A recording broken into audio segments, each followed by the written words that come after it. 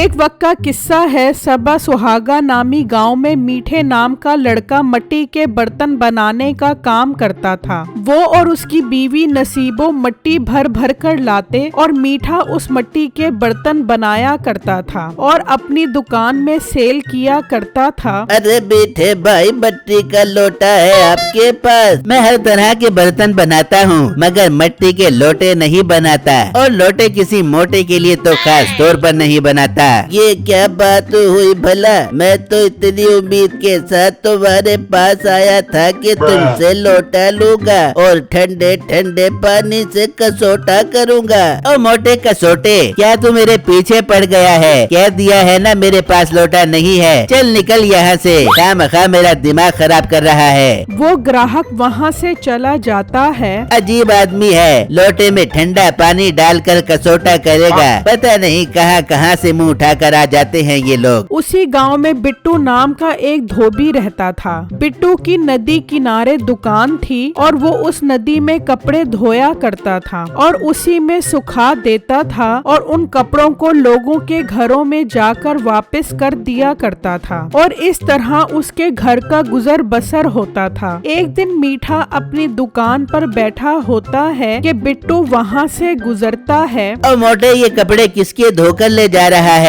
मीठे भाई, ये आप ही के कपड़े हैं, मैं आप ही के घर ले जा रहा हूँ। आप एक काम करो, इन कपड़ों के पैसे दे दो। हाँ हाँ, जल्दी से ये कपड़े घर पहुँचा और अपनी भाभी से ही पैसे ले ली। ठीक है मीठे भाई, मैं नसीबो बाजी से ही पैसे ले लूँगा। ये कहकर बिट्टू वहाँ से चला जाता है और मीठे के घर पहुंच जाता है। लो नसीबो बाजी, मैं कपड़े धोकर ले आया हूँ, इनके 1000 रुपए बनते हैं, वो दे दो। ला तू कपड़े दे मुझे, बहुत देर लगाता है कपड़े धोने में, आज पूरे 3 दिन बाद आए। बाजी क्या करूँ, काम ही बहुत ज्यादा है, इसलिए देर सवेर हो जाती है। मोटे, तू देर तक रे, सवेर तक न जाबियो, वरना तेरी जिंदगी में अंधेर कर दे दूंगी। ला कपड़े दे मुझे। नसीबो उससे कपड़े ले लेती है। लाओ नसीबो बाजी, 1000 रुपया दे दो। मेरे से पैसे क्या मांग रहे? मीठे से ले ले, वो तुझे पैसे दे देगा। बिट्टू को ये सुनकर बहुत गुस्सा आता है और वो वापस मीठे के पास आ जाता है। मीठे भाई, आपने कहा था नसीबो भाभी से पैसे ले लूं, मगर वो कह रही हैं कि पैसे मीठे से लो। अब आप मुझे 1000 रुपए दे दो। क्या नसीबो ने ऐसा कहा? बहुत तेज औरत है वैसे नसीबो। अच्छा बेटू, तू एक काम कर, तू घर जा, मैं जब दूसरे कपड़े धुलवाने आऊंगा तो तुझे पिछले पैसे भी दे दूंगा। ठीक है मीठे भाई, याद से दे देना।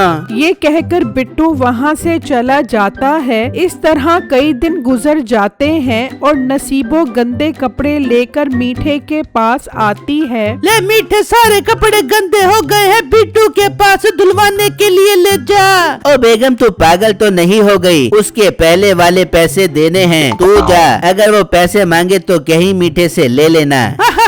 अरे मीठे, कसम से तू बहुत कमीने दिमाग का बंदा है। मैं जाती हूँ, उसे कपड़े धुलवाने के लिए देख के आती हूँ। नसीबो बिट्टू के पास कपड़े लेकर पहुँच जाती है तो बिट्टू उससे पिछले पैसे मांगता है। और मोटे, पैसों के पीछे इतना हल्का क्यों हो जाता है? जब तू कपड़े धोकर लेके आएगा तो पैसे भी ले ले भी हो। नसीबो उसे कपड़े देकर चली जाती है और जब 3 दिन गुजरते हैं तो बिट्टू कपड़े लेकर मीठे के घर की तरफ निकलता है तो मीठे की उसके ऊपर नजर पड़ती है। अरे ये मोटा तो कपड़े धोकर आ रहा है, जरूर ये मुझसे पैसे मांगेगा, इसके आने से पहले छुप जाता हूँ। बिट्टू जब मीठे की दुकान पर पहुँचता है। ये मीठा भाई कहाँ चला गया? अपनी दुकान खुली छोड़कर जरूर घर पर ही गया होगा। चलो इनसे वहीं पर अगले और पिछले पैसे लेता हूँ। बिट्टू घर पहुँचता है तो नसीबो उससे कपड़े लेकर वही बात कहती है कि पैसे मीठे से ले, वो घर पर नहीं है। बिट्टू को अब बहुत गुस्सा आता है और वो मीठे की दुकान पर आता है। मीठे भाई, ये आप लोगों ने क्या ड्रामा बनाया हुआ है? नसीबो बाजी कहती हैं आप पैसे दोगे, आप कहते हो नसीबो बाजी पैसे देंगी। अरे बेटू, तुझे नजर नहीं आ रहा? चौधरी साहब बर्तन खरीदने आए हुए हैं और तू चीख चीख कर बात कर रहा है। तभी चौधरी के मुलाजिम काले रंग का घोड़ा खरीद कर ले आते हैं।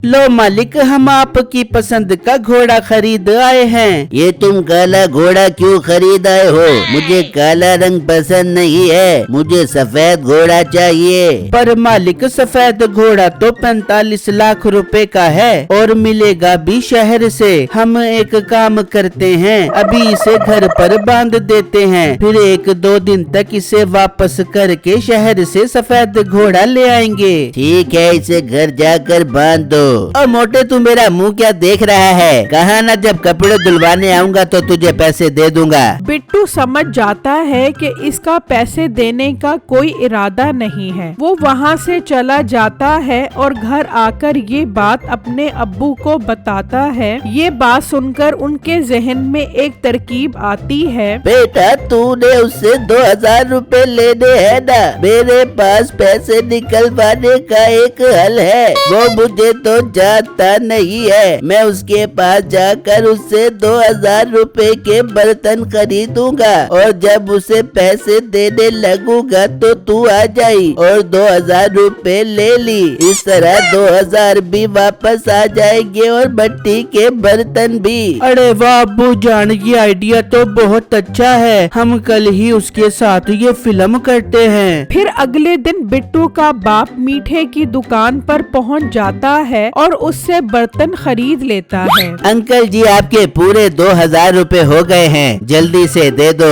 वो जैसे ही मीठे को 2000 रुपए देता है, बिट्टू आकर उससे 2000 रुपए छीन लेता है। और मोटे गेंडे, तेरी हिम्मत कैसे हुई मेरे हाथ से 2000 रुपए छीनने की? मीठे भाई, आपने मेरे कपड़ों के 2000 रुपए देने थे ना, वो आ गए। अब आप मेरे पास दोबारा कपड़े धुलवाने मत आना। अच्छा बेटा, मैंने तुम्हें 2000 रुपए दे दिए थे, अब मैं चलता हूँ। वो दोनों वहाँ से चले जाते हैं। मीठे को अब बिट्टू पर बहुत गुस्सा आता है। वो ये बात आकर नसीबों को बताता है। मीठे, ये तू क्या कह रहा है? हाय, मैं लुट गई, मैं बर्बाद हो गई, अब मैं कपड़े कहाँ से धुलवाऊंगी? मोटी नाक वाली औरत, तुझे कपड़े धुलवाने की पड़ी है और यहाँ मैं इंतकाम की आग में जल रहा हूँ। मैं उसे नहीं छोड़ूंगा। पर मीठे, तू करेगा क्या? अरे बेगम, मेरे पास एक ऐसा तरीका है कि वो सारी जिंदगी याद रखेगा। तू बस देखती जा मेरा कमाल। मीठा घर से निकलता है और चौधरी के पास आता है। अरे मीठे, क्या बात है? तुम खैर से हमारे पास आए हो? मेरे प्यारे चौधरी साहब, मैं आपके काले घोड़े का मसला हल करने आया हूँ। आपको सफेद घोड़ा पसंद है ना? तो समझो आपका काम हो गया। एक लड़का है जो आपके घोड़े को सफेद कर देगा और आपका खर्चा भी बच जाएगा। अरे वाह मीठे, ये बात करके तो तूने मेरा दिल खुश कर दिया है। कौन है वो लड़का? जल्दी बता, मैं उससे अपना काला घोड़ा सफेद करवाऊंगा। चौधरी साहब, वो मोटा बिट्टू धोबी है ना, वो क्या चकाचौंध काम करता है। ऐसी चटाई करेगा आपके घोड़े की कि एकदम कच्चा कच सफेद हो जाएगा। वाह वाह वाह, जबरदस्त। जाओ मुलाजिमों, बिट्टू धोबी को लेकर आओ। उसके मुलाजिम बिट्टू के घर जाते हैं और उसे अपने साथ चलने का कहते हैं। पर भाई साहब, मुझे चौधरी साहब क्यों बुला रहे हैं? आखिर वजह क्या है? तुम चलो हमारे साथ, तुम्हें खुद पता चल जाएगा। चलो चलो, जल्दी चलो।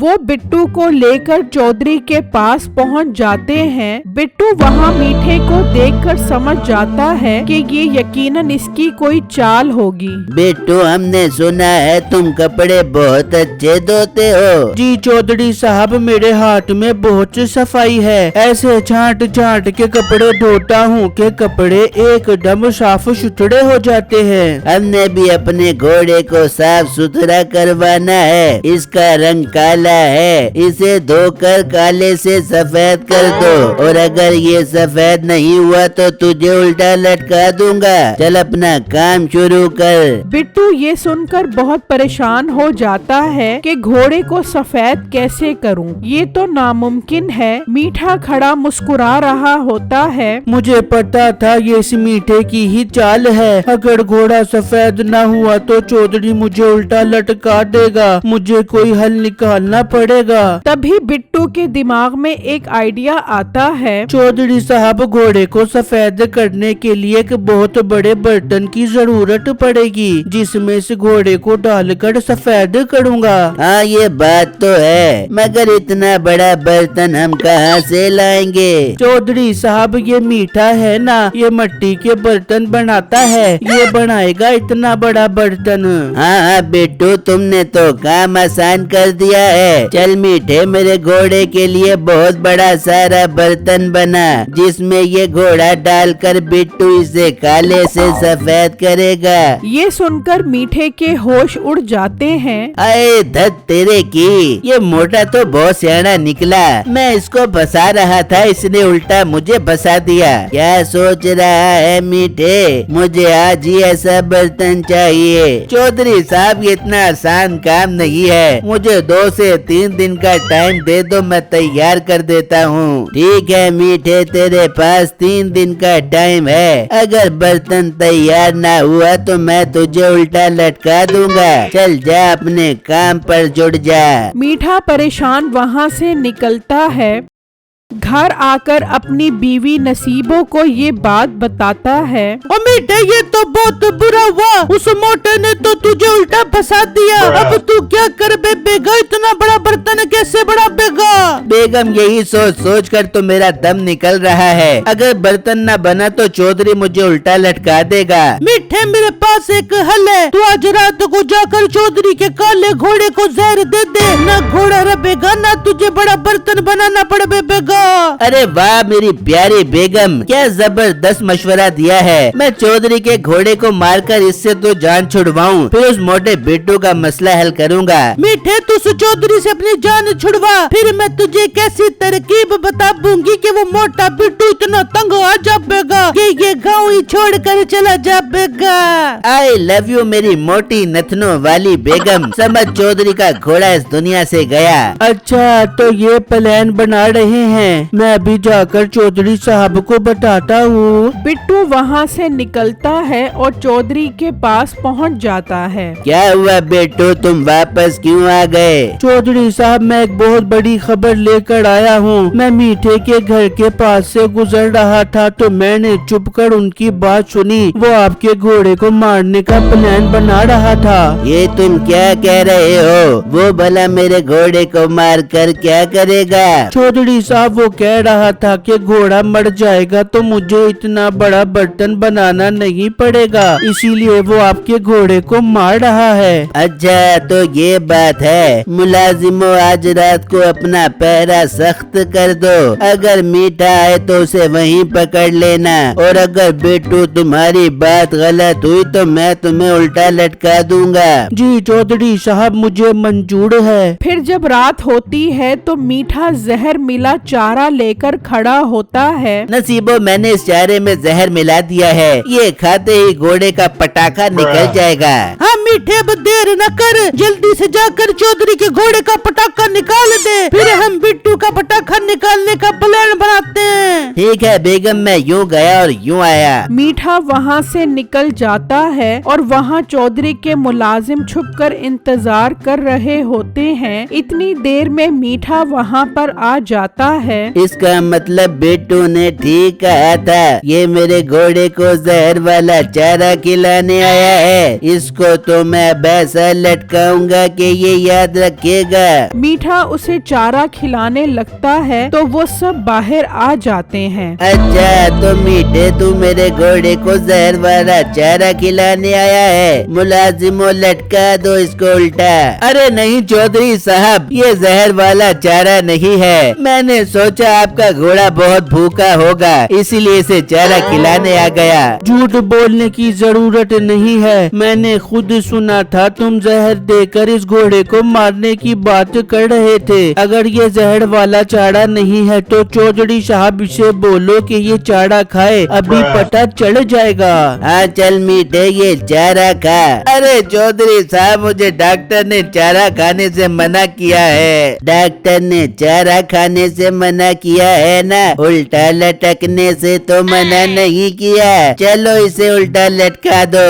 वो मीठे को उल्टा लटका देते हैं और फिर बिट्टू अगले दिन से सुकून से अपना धोबी का काम करने लगता है।